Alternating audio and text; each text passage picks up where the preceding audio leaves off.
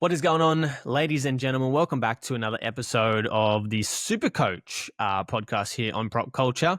We do have another episode dropping this Saturday with another guest, so make sure you stay tuned for that. Another great guest coming up for you, but I thought we'd jump in here and have a bit of a recap and a preview into the next round here. I think we're going into round 23 of Supercoach NRL. So, firstly, my week last week, pretty average, not too bad, not too good. I'll probably say I'm on the lower side of par potentially with 1193. I only dropped 26 spots though, so I'm decently happy with that. Considering I thought I had a pretty bad week. Now, geez, wasn't there some rain around? Holy. So that didn't help any scoring, that is for sure. But I thought we'd have a quick look at how my team went, some of the trade in, trade out, and also some of my potential trades for this upcoming round. So let's jump in. So yeah, currently I have 5 trades left, which is good. So let's have a quick look in here in my team. So over the weekend, this is how my team went. Brayley with an 81, pretty happy. He did have a couple of try assists. I think he had one off a kick and one also putting AFB over, I'm pretty sure. So 81 for him, which was pretty good. Played Terrell May. I think he had his lowest score of the season with a 58. But look, I didn't have many front rowers. Haas was out. So I had to play Hamish Stewart for his 37, which in all honesty, I'll take a 37 considering the round that we had. I also had Hudson Young play. He only got 44, but the Raiders could not have played any worse. And he got a 44. So, look, it is what it is. Katoa with a 77, Preston with a 77, Hosking with a 50. I did sit Watson last week. Look, got a 63 in 60-odd minutes coming off the bench, so he did pretty well. He might be a play this week, but we'll have a look at that soon. Captain Cleary for his 106, so that's pretty nice. Played Hines. I did play Galvin for his 26. I thought he'd get more than that, but that game as well, the conditions were terrible. Played Campbell. Thank God I played Campbell for his 112. There was a world where I was going to sit him, and I didn't, which is thank goodness for that. But yeah, so he was a good play for me. I played Mark, who ended up updating to 42, so I can't be too mad about that. The conditions in that game were absolutely terrible as well. Geez, the center wing kind of shit the bed. Lomax 41, Garrick 23, Kiraz is 66. It's okay. And Herbie was on track for the biggest score ever in Supercoach before he got shot from the stands. His hammy is Gornsky. So 4 to 6 weeks for him. So he'll be going. I had Edwards. I didn't play Drinkwater last week, actually. I didn't play him. He got 34. So, yeah. I just thought the Sharks matchup, the rain, the Sharks have been really good at defending fullbacks. So I didn't play him, funnily enough. So, yeah, honestly, I kind of got that right. So I'm pretty happy with that. Played Tedesco. But yeah, so that was the team for this week. And look, we went okay. Left a lot out there, to be honest. But look, it is what it is. Let's have a quick look at some trade in and trade outs. So traded out players. Let's have a look. We'll have a look in the top 5%. So Herbie, number 1, makes sense. Karapani, yes. All these injured players, Keon, Jerome, Tino. Now, I'm going to hold Tino, I think, for now. I mean, he's probably not too far away. Maybe next week, the week after. And I don't really have a reason to trade him out right now, so I'm just going to hold him. King Tongi, I never jumped on, but look, if you want to trade him out, sure. Lucas, yep, makes sense. He's out for the season. Sanders Smith, on the extended, so maybe he comes in. So who knows? Tanner Boyd, yeah, I suppose if it's like a head-to-head play, but he's fine to hold. Like if you don't want to move him on, Hosking is also a fine hold. I'm holding him for now. I'll probably end up trading him when Matty Nick comes back, but that probably is after the bye. So I'll hold on to that for now. The most traded in players in the top 5%. I'm assuming Lomax is going to be number 1, unless they already have him. Oh no, so Dane Gagai is number 1, which makes sense to me as well. Dane Gagai is a great option this week, considering the run they have. Now, I know they have Penrith this week, which isn't ideal, but I mean, he's got good enough base that I'm not too worried about it. So they go Penrith, Cowboys, Broncos, Sharks, Para. It's a pretty good run. So yeah, I'm going to probably look at trading him in as well, but we'll have a look at that very shortly. Jaden Campbell, I already own, but yeah, get him in. AJ, the only thing I'm worried about AJ is that he might end up somewhere that's not fullback because of Keanu Kinney. Now, Keanu Kinney's playing for Tweed Seagulls this weekend in Cup. He's playing fullback for them. So that'll be interesting to see how he returns. He's playing the East Tigers. East are going okay this year. They're a sort of up and down team, but on their day, they can be quite good.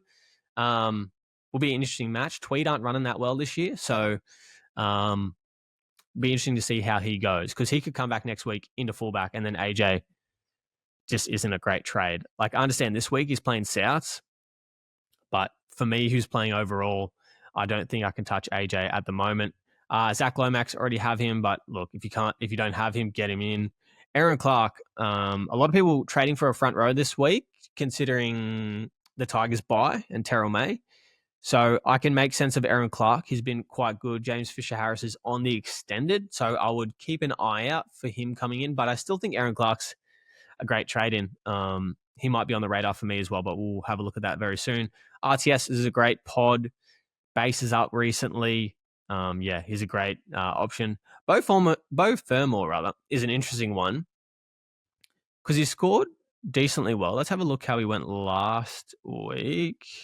So he scored 61, which isn't not terrible. But he does have South Sharks, Warriors, Dolphins, Tigers. It's a pretty good run home. And he's got the duel as well. Yeah, he could be a good option. I think I'm just going to go for a bit more upside in my center wing. So, yeah, not really going to look at Bo probably this week. Hudson Young, already own. Yeah, sure. Probably one of the better 2RFs you can get. So I can understand why people are getting him in. Ronnie, yeah, if you want to. Not for me personally. Just because I think they've got a bye coming up, yes. The Sharks, they have a bye coming up in 25. The Sharks the Dragons this week though is enticing into the Titans. It's a great 2-week play, but yeah, I'm playing more overall, so the bye doesn't really help. But someone like Tomoko as well.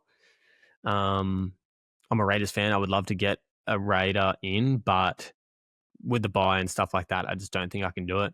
And then Payne Haas, I've kept Payne Haas this whole time. So yeah, I don't have to make that trade, but I suppose we'll have a look at my team now and see what I want to do this week. So Terrell May is on a bye. So we're going to substitute him out for Payne Haas. Payne Haas is coming straight in, which is lovely. Now the other trade that I could potentially make is for a front row forward. I could move Hamish Stewart on, but he's only at 331k, which isn't ideal. You could move someone like a Hosking on, considering that he might have reduced minutes. This week, though, not so much. Sasung is obviously on the bench still, but he probably still gets 60 minutes, I would assume. But yeah, we'll see. But this is an easy trade, so Herbie is going to have to go out for me. And the guy coming in, it's Dane Gagai. It's pretty straight up and down for me. Dane Gagai in at fullback, bases up. I know he's playing Penrith this week, but I still think he can score decently well, and I want him for the rest of the season. So that's an easy hold for me. Next trade is potentially, like I said, a front row forward. The good thing about Herbie being out is he's worth $840,000. So trading him down to Gagai gives me $283,000 to spend. So I'm going to need to make a move here. So if I can get Hamish Stewart out, so let's see what we can do here. If we get Hamish Stewart out, that gives us $614,000 to do something. Aaron Clark is $609,000. Geez, that works pretty nicely. That'll give me $5,000 spare. But do I want Aaron Clark? Is there a chance that Joseph Tarpany's minutes go up at the end of the season? Potentially. He could also get rested considering how good the Raiders are going. And yeah, what's their 3-round average? Who's got some good? Lindsay Smith. Interesting. Yeah, I don't know. I still think I prefer. Well, there's Pat Carrigan. He's got the duel as well. He's a little bit cheaper. I could go him. That could work. But I think I'm going to go Aaron Clark for now. Leaves me with $5,000, which isn't a lot of dosh, but it does set up the team pretty nicely. So I think what we're going to do this week is we're probably going to play as they are. Hines. No, I'm not playing Galvin this week because he might even be out as well. So we're not going to play him. I honestly might VC Nico at the moment. I'm going to play Drinky. Play Cleary. I think, oh man, do I want to play Mark Nwangani Tuase again? I don't know. I might play Connor Watson over Zach Hosking just because of the lesser minutes. Watson, if Watson's starting, I'm pretty sure. So I'll play him probably there. So yeah, sorry guys, this is my live thoughts. So I'm working it out on the fly as we go here. But yeah, so Drinky against Para makes sense. Mark against the Dolphins at Suncorp. Hopefully a dry track should be good. Cleary's an automatic. And then Watson as well. So yeah, I think that might be the team for me now. It's just the person. Who do I captain? Lomax against the Cowboys could be a sneaky one. And it's something that I've considered. Jaden Campbell's the other one against South Sydney. But I don't really know.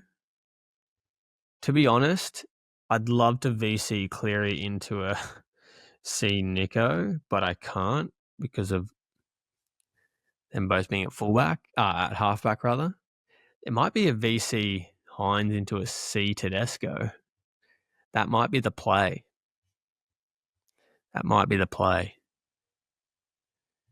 Yeah, I think I'm going to do that for now. So that's the team for the week. Let me know down below if I should do anything different. I still got a boost left and 3 trades. So ideally, I want to hold this boost and 3 trades until round 27 and just shoot for the stars in round 27 on matchup.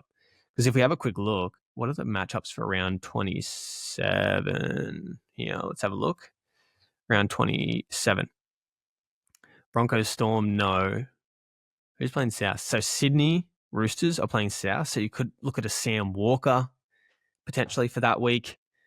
There's a chance Cleary gets rested maybe, or you could trade Nico. He's playing the Dogs. Tigers and Titans is a bit of a poo slinger. So you could look at some Titans players maybe. Could also look at... Yeah, I mean, you just got to shoot for the stars in this game. And just if there's restings, you just go for it. But that might be the play for me at the moment. So yeah, that'll do. Let me know down below what you think I should be doing this week. Aaron Clark, yes. Tarpany, any sort of preference there, let me know. But yeah, that's the team for the week. As I said, sitting like 500th, 538th at the moment, looking for a bit of a charge at the end of the season. So see how we go. But thanks for watching or listening, depending on where you're watching or listening to this podcast. And yeah, we'll do some more coming up very soon here on the Prop Culture Potty. See you later.